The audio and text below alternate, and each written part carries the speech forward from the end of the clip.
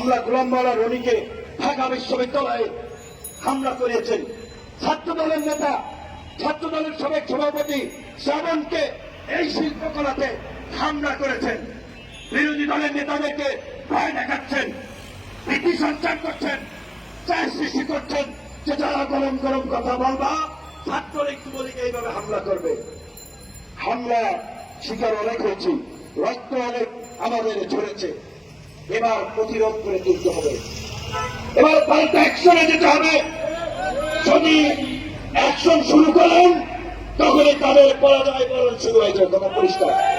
Mile খাবো আমরা মাথা বানাবো, আমরা শরীর দিয়ে রক্ত ঢালাবো, আর এক বিন্দু শরীরের রক্ত যদি আমাদের যারা ছড়াতে আসবে তাদেরও রক্ত ছড়িয়ে তারপরে আপনারা ঘরে ফিরবেন। সকলের কাছে আমাদের অনুরোধ, এজেন্সি ভাইদেরকে পরিষ্কার ভাবে বলতে চাই,